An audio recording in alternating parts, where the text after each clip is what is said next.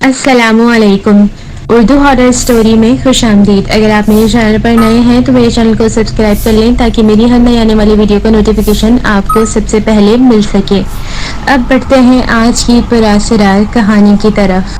لاجونتی، غیر مرئی مخلوق سے محبت کی انوکھی داستان۔ وہ نوجوان اسٹیشن ماسٹر بھی لاجونتی کے حسن کا اسیر ہو گیا تھا۔ انگریز کی نوکری کرنا بھی بڑے دل گردے کا کام ہے۔ مسٹر بریکلے نے میری معمولی سی شکایت پر میرا تبادلہ بڑے اسٹیشن سے برانچ لائن کے ایک چھوٹے سے اسٹیشن پر کروا دیا۔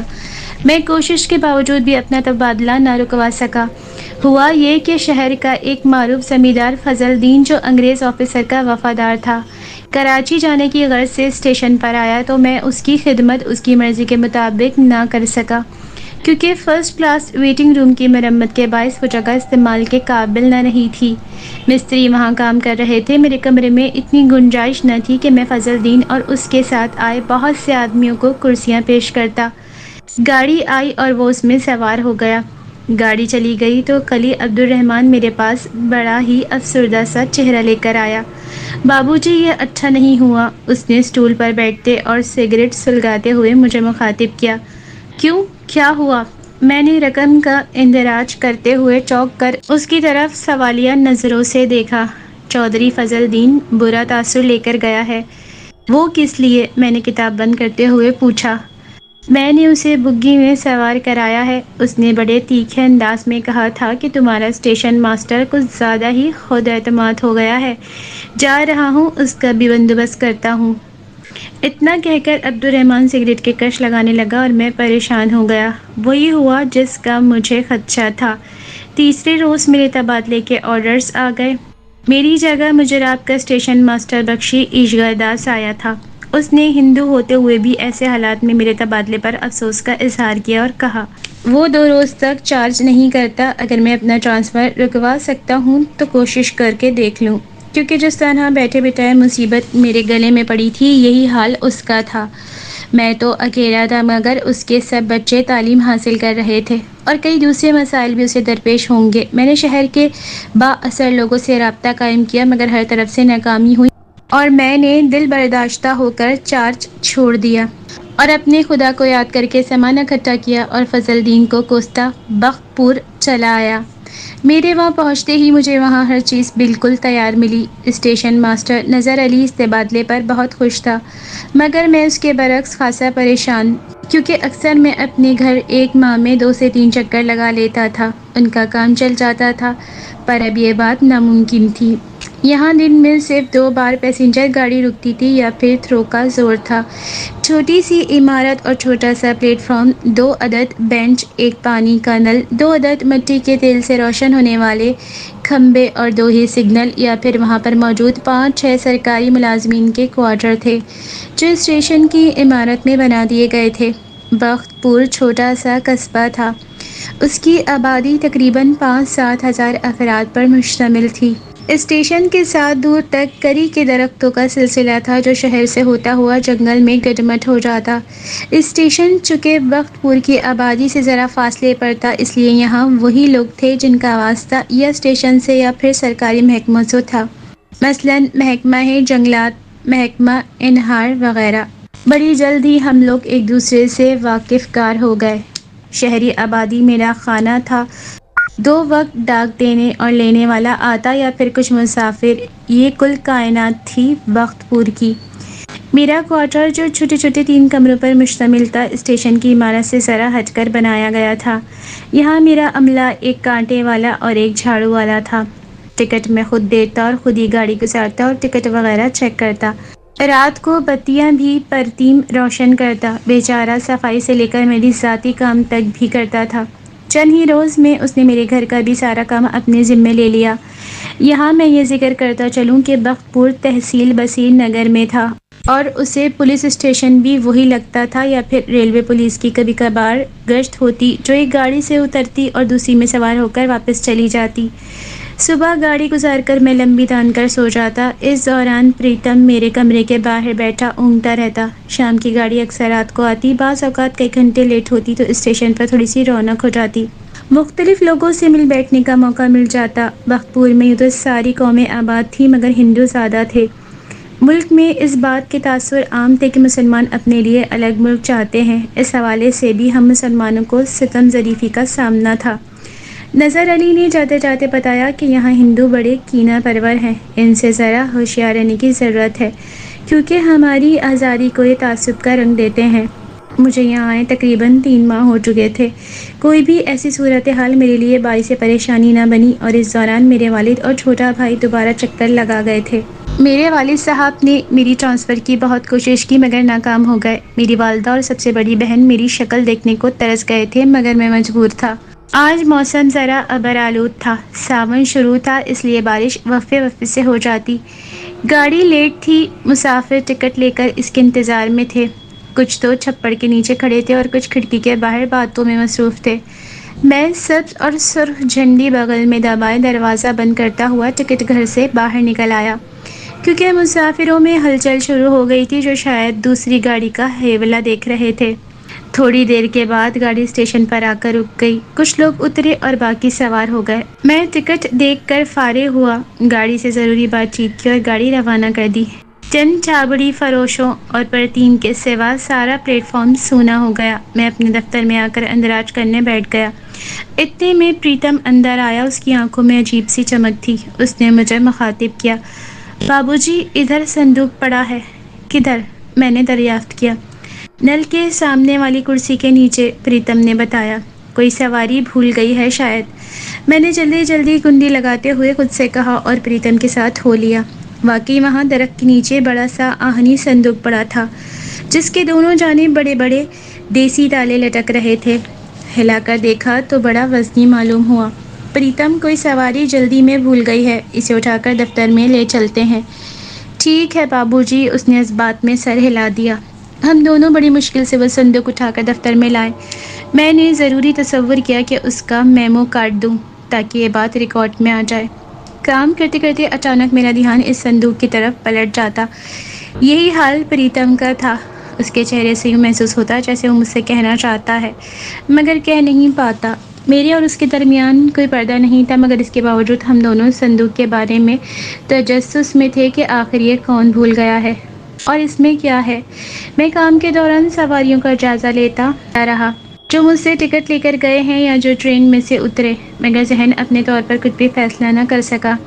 میں نے صندوق کے بارے میں حکام کو جان بوجھ کر اطلاع نہیں دی تھی کہ شاید ان کا کلیم آ جائے اور میں اس کے مالک کے سپرد کر کے جان چھڑاؤں، مگر 3 دن کے طویل انتظار کے بعد ہم دونوں کے ذہن اس پراسرار صندوق کی وجہ سے پریشان ہو چکے تھے۔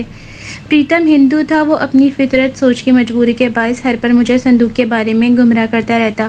اس نے مجھے اس بات پر راضی کر لیا کہ صندوق کو کم سے کم کھول کر ہی تو دیکھ لیا جائے۔ میں نے پریتم کو کہا وہ صندوق میرے کوارٹر میں لے جائے تاکہ آسانی سے اسے کھولا جائے۔ میں کہنے کو تو یہ بات کہہ گیا مگر ایک خوف سا تھا میرے دل میں۔ ٹرین نکال کر میں نے سارا کام ختم کر لیا اور کوارٹر کی طرف چل پڑا۔ پریتم میرا منتظر تھا، جس کی آنکھوں میں حرص کی چمک صاف طور پر نمایاں دیکھی جا سکتی تھی۔ اس نے قفل توڑنے کا سامان پہلے ہی تیار کر رکھا تھا۔ میں نے کوارٹر اچھی طرح بند کر لیا اور پریتم کی طرف دیکھا جو میرے اشارے کا منتظر تھا۔ جھٹ اس نے بڑی سی سلاخ تالے میں پھنسائی اور تالا منہ پھاڑ کر ہنسنے لگا۔ دوسرے کا بھی اس نے یہی حال کیا، پھر میری طرف سوالیہ نظروں سے دیکھا۔ میں نے اسے ڈھکنا اٹھانے کو کہا۔ جب صندوق کھلا تو ہم دونوں کے منہ حیرت سے کھلے کے کھلے رہ گئے۔ صندوق میں گہرے سبز رنگ کی مٹی بھری پڑی تھی اور درمیان میں ایک چھوٹا سا سوراخ تھا جو شاید مٹی کے نیچے تک جاتا تھا۔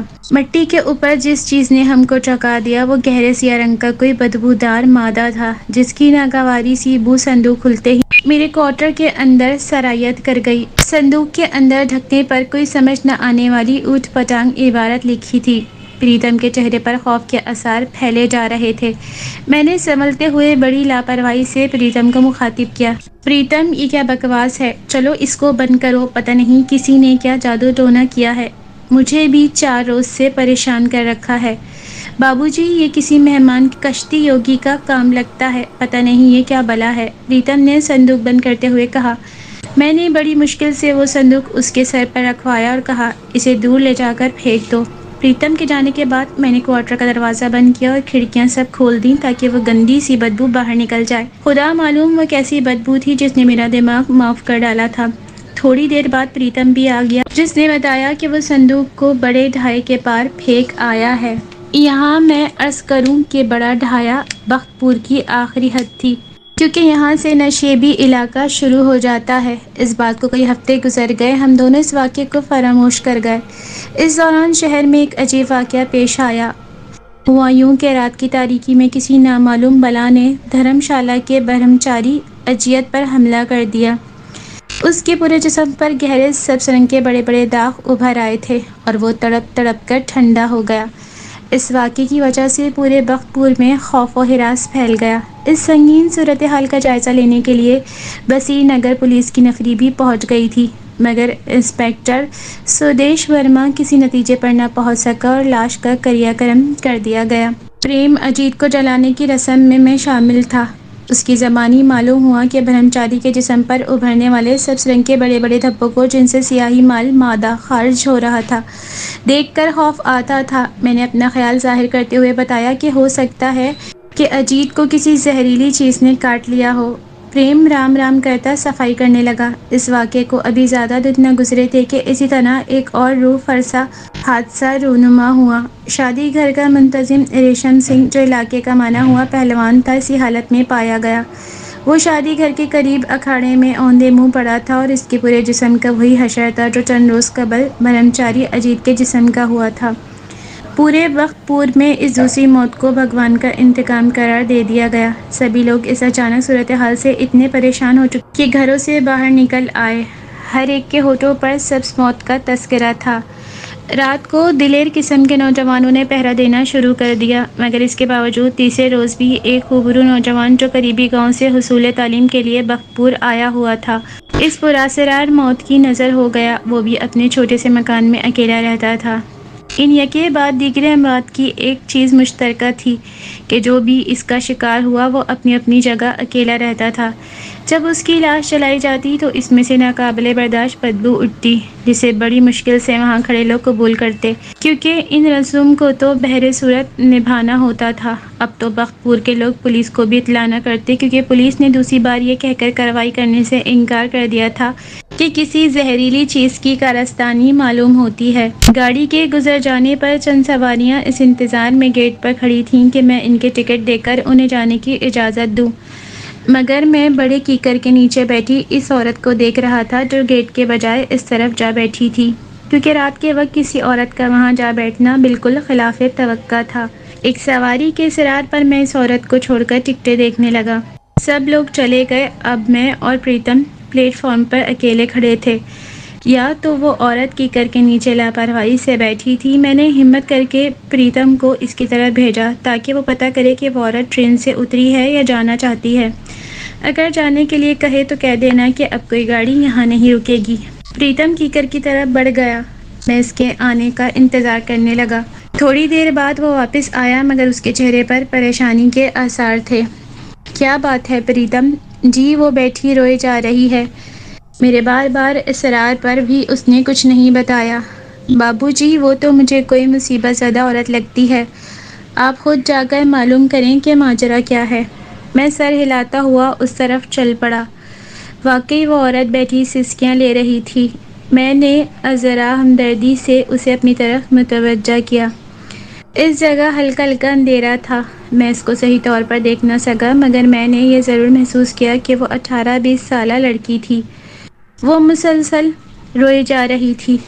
میں نے گلا کھنکار کر صاف کیا اور اسے مخاطب کیا۔ محترمہ، آپ کو کوئی مسئلہ درپیش ہے تو آپ بتائیں، شاید میں آپ کی کوئی مدد کر سکوں۔ آپ میری کیا مدد کریں گے؟ میں تو ہوں ہی بد نصیب۔ میرا خاوند مجھے بیاہ کر پونا لے جا رہا تھا، مگر ویرانی اسٹیشن پر چھوڑ کر خود گاڑی میں سوار ہو گیا ہے۔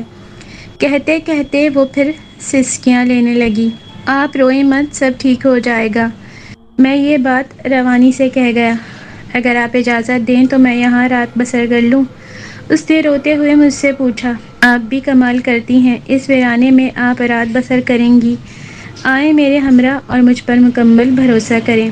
شکریہ کہتے ہوئے وہ اٹھ کر میرے ساتھ چلنے لگی۔ جب وہ میرے آفس میں آئی تو میری آنکھیں ساکت ہو کر رہ گئیں۔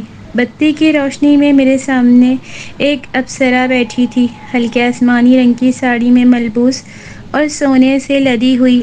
وہ واقعی نئی نویلی دلہن تھی، مانگ میں بھرا سندور، مہندی بھرے ہاتھ، پاؤں میں قیمتی زر کی بنی جوتی، اس کے دلہن ہونے کا ثبوت پیش کر رہی تھی۔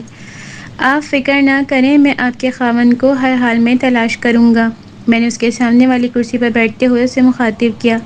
اس نے اپنی جھکی آنکھیں اٹھا کر میری طرف دیکھا تو مجھے اس کی آنکھوں میں عجیب قسم کی چمک کا احساس ہوا، جیسے سخت گرمی میں شدید دھوپ کی تمازت ہو۔ لمحہ بھر کی نظروں کے تصادم نے مجھے جھنجھوڑ کر رکھ دیا۔ پریتم دفتر کے باہر کھڑا اس بات کا انتظار کر رہا تھا کہ اسے کوئی حکم جاری کروں۔ اسی احساس کے پیش نظر میں نے اسے دودھ لانے کو کہا۔ وہ جی اچھا کہتا ہوا کوارٹر کی طرف چلا گیا۔ میں اس لڑکی سے بات کرنے کا کوئی جواز تلاش کرنے لگا۔ آپ کے میاں کا آپ سے کوئی جھگڑا ہو گیا تھا جو اس نے یہ حرکت کی؟ کوئی بات نہیں ہوئی، بس مجھے انہوں نے اسٹیشن پر اترنے کا حکم دیا اور میں اتر گئی۔ جب گاڑی روانہ ہوئی تو وہ بھاگ کر سوار ہو گئے اور میں اسٹیشن پر اکیلی رہ گئی۔ اس نے ساڑی کا پلو سر پر درست کرتے ہوئے جواب دیا۔ بڑا بے حس انسان ثابت ہوا ہے، میں نے رجسٹر میں حساب چڑھاتے ہوئے کہا، پھر اسے مخاطب کیا۔ آپ کہاں کی رہنے والی ہیں؟ حیدرآباد کے قریب ایک چھوٹا سا قصبہ ہے میرپور، وہاں رہتے ہیں ہم لوگ، اس نے مدھم سی آواز میں بتایا۔ اتنے میں پریتم چاگل میں دودھ لے آیا۔ میں نے دودھ پیالی میں ڈال کر لڑکی کے آگے رکھ دیا اور اس سے اس کا نام دریافت کیا۔ میرا نام لاجونتی ہے، اس نے پیالی ہاتھ میں لیتے ہوئے نام بتایا۔ آپ ایسا کریں، دودھ پی کر پریتم کے ساتھ کوارٹر پر جائیں اور آرام کریں، صبح کوئی بندوبست کروں گا۔ اور ہاں پریتم، تم دیوی جی کو چھوڑ کر میرا بستر دفتر میں لے آنا۔ پھر میں نے لاجونتی کو مخاطب کیا۔ آپ کوارٹر کا دروازہ اندر سے اچھی طرح بند کر لیں، جب تک آپ یہ اچھی طرح یقین نہ کر لیں کہ باہر سے آنے والا ہم دونوں میں سے کوئی ایک ہے، دروازہ مت کھولیں۔ اس نے جواب میں سر ہلایا۔ دودھ ختم کر کے وہ پریتم کے ہمراہ کوارٹر کی طرف چلی گئی اور میں اس کے بارے میں سوچنے لگا کہ خدا جانے اس کے میاں نے اسے کس جرم کی پاداش میں یہاں بے یار و مددگار چھوڑ دیا ہے۔ پریتم بھی ہندو دھرم کا تھا، اس لیے میں نے کسی بات کا سامنا کرنے سے پہلے ہی اپنا بستر دفتر منگوا لیا۔ لاجونتی نے جو ایڈریس پونا اور میرپور کا بتایا تھا اس پر میں نے ہر ممکن رسائی کی، مگر ادھر سے کوئی جواب نہ آیا۔ ادھر لاجونتی بے فکر میرے کوارٹر میں رہتی تھی۔ اسے آج تیسرا روز تھا۔ میں بھی اس کے آنے پر گھر کے کام سے بے نیاز ہو چکا تھا۔ وہ ہر کام بغیر بتائے کر رہی تھی، جیسے وہ شروع سے میرے ساتھ ہی رہتی آئی ہو۔ ایک بات جس نے مجھے چونکا دیا تھا وہ دودھ کی زیادتی تھی، یعنی پہلے صرف ایک ٹونی پیمانہ آتا، اب 3 آنے لگے تھے، کیونکہ لاجونتی صرف دودھ پی کر ہی گزارا کرتی۔ اسے کھانے کے لیے کہا گیا تو اس نے بتایا اسے معدے کی تکلیف ہے، اس لیے وہ صرف دودھ ہی پی سکتی ہے۔ میں اس کے جواب سے مطمئن ہو گیا۔ میں جب بھی کوارٹر میں آتا لاجونتی کی آنکھوں میں اپنے لیے محبت کے آثار پاتا، مگر وہ ایک ہندو لڑکی تھی اور میں ایک مسلمان تھا۔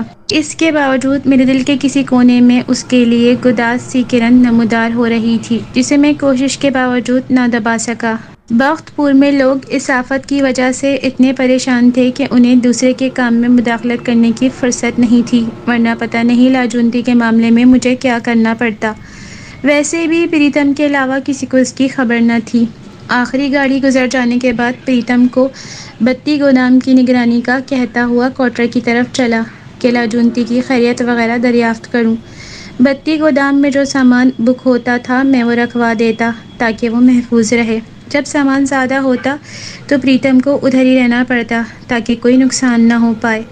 لاجونتی نے میری آواز سن کر دروازہ کھول دیا۔ اس کے چہرے پر نرم سی مسکراہٹ تھی۔ میں اندر داخل ہوا تو اس نے دروازہ بند کر دیا۔ لاجونتی، بڑی حیرت کی بات ہے کہ ابھی تک تمہارے کسی رشتہ دار یا عزیز نے تمہارا پتہ نہیں کیا، میں نے بیٹھتے ہوئے کہا۔ میری قسمت بابو جی، اس نے کھڑے کھڑے جواب دیا۔ آپ کے لیے چائے لاتی ہوں۔ نہیں لاجونتی، رہنے دو، تکلیف کیوں کرتی ہو؟ چائے تو میں نے بنا رکھی ہے، لاجونتی نے مسکرا کر جواب دیا اور کمرے سے نکل گئی۔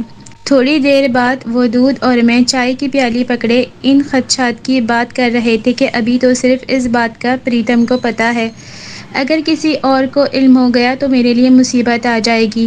لاجونتی کسی گہری سوچ میں ڈوب گئی۔ میں نے پہلی بار ہمت کر کے اس کے بازو کو پکڑ کر ہلایا۔ کیا بات ہے، تم فکر نہ کرو، میں تمہاری خاطر سب کچھ سہ لوں گا۔ اس کا بازو میرے ہاتھ میں تھا اور میرے سارے جسم میں ایک ملائم سی سرسراہٹ کا احساس گونج گیا۔ مجھے یوں لگ رہا تھا جیسے میں نے کسی سانپ کو پکڑ رکھا ہو۔ اس سے پہلے کہ میں کچھ اور سوچتا، لاجونتی جلدی سے پیالی اٹھا کر باہر نکل گئی اور میں شرمندہ سا ہو کر رہ گیا۔ میں تھوڑی دیر اور بیٹھا اور پھر اسے دروازہ بند کرنے کا کہتے ہوئے باہر نکل آیا۔ چاروں طرف خاموش سناٹا اور گہرا اندھیرا پھیلا ہوا تھا۔ اسٹیشن پر نصب لیمپ کی مدھم روشنی کا شعلہ ہوا کے دوش پر رقص کنا تھا۔ میں لاجونتی کے خیالوں میں گم آہستہ آہستہ اسٹیشن کی طرف بڑھ رہا تھا۔ بتی گودام کے باہر پریتم زمین پر بستر بچھائے بیٹھا اپنی چھوٹی سی ناریل کی حکی سے کش لگا رہا تھا۔ مجھے دیکھ کر کھڑا ہو گیا اور لاجونتی کی خیریت پوچھی۔ میں اسے بتاتا ہوا اپنے آفس میں آ گیا۔ میرا بستر وہ بڑی میز پر لگا دیتا جو یہاں دفتری کام کے لیے رکھی تھی۔ وہ میرے پیچھے اندر آ گیا کیونکہ وہ روز مجھے دبا کر سوتا تھا۔ آج بھی اس نے میرے لیٹتے ہی میری ٹانگوں کو دبانا شروع کر دیا۔ بابو جی، ہم لوگ کہیں کسی مصیبت میں نہ پھنس جائیں۔ آپ نے تو اس کے پریوار کو پتر بھی لکھے ہیں پر کوئی جواب نہیں آیا۔ ہاں پریتم، میں اس مسئلے پر کئی بار سوچ بیٹھا ہوں۔ صبح ایک بار پھر خط لکھوں گا، تم جاؤ اور خبردار ہو کر لیٹنا۔ اچھا بابو جی، کہتا ہوا وہ باہر نکل گیا اور میں نے کمرہ اندر سے بند کر لیا۔ رات کا پچھلا پہر شروع ہو چکا تھا اور وہ بستر پر لیٹی بے چینی میں کروٹیں بدل رہی تھی۔ اسے یوں محسوس ہو رہا تھا جیسے اس کے جسم کی نقاہت مزید بڑھ گئی ہے۔ وہ ایک ہیجانی سی کیفیت میں مبتلا ہو کر اٹھی۔ اس کی آنکھیں انگاروں کی مانند روشن ہو گئیں۔ اس کے منہ سے گہرے سبز رنگ کا غبار سا خارج ہونے لگا۔ رات کی تاریکی میں کوارٹر کا دروازہ کھلا اور سبز غار میں مدھم نسوانی سایہ لہراتا ہوا اسٹیشن کی طرف بڑھنے لگا۔ بتی گودام کے باہر پریتم دن بھر کا تھکا ہوا بے خبر پڑا تھا۔ وہ نسوانی سایہ تھوڑا سا جھکا، پریتم کے جسم کے اوپر سبز غبار پھوار کی مانند پڑا اور وہ بلبلا کر اٹھ بیٹھا۔ اس کے سامنے لاجونتی کھڑی تھی جس کی سرخ انگارہ آنکھیں پریتم پر مرکوز تھیں اور پریتم کا جسم اس سبز غبار میں گم ہونے لگا تھا۔ پریتم نے لاجونتی کا جسم سمیٹتے دیکھا اور پھر سامنے ایک خوفناک سبز ناگن پھن پھیلائے جھوم رہی تھی۔ اس کی آنکھوں کی کشش نے پریتم کو بے سدھ کر ڈالا۔ اب وہ ناگن پریتم کے جسم پر رینگنے لگی۔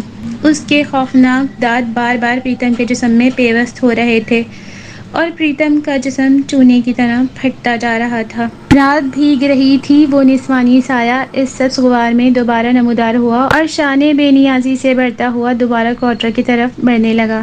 پریتم کی لاش بتی گودام کے باہر پڑی تھی اور میرے ارد گرد مقامی لوگوں کا ہجوم تھا جو مجھ سے طرح طرح کے سوال کر رہے تھے کیونکہ پریتم کے جسم پر بھی وہی نشانات تھے جو اس سے پہلے ملنے والی لاشوں کے جسم پر نمایاں تھے۔ وہی سبز رنگ کے بڑے بڑے گڑھے ابھرے ہوئے تھے، گلے سڑے پھوڑے جن سے سبز رنگ کا لیس دار مایہ بہہ رہا تھا۔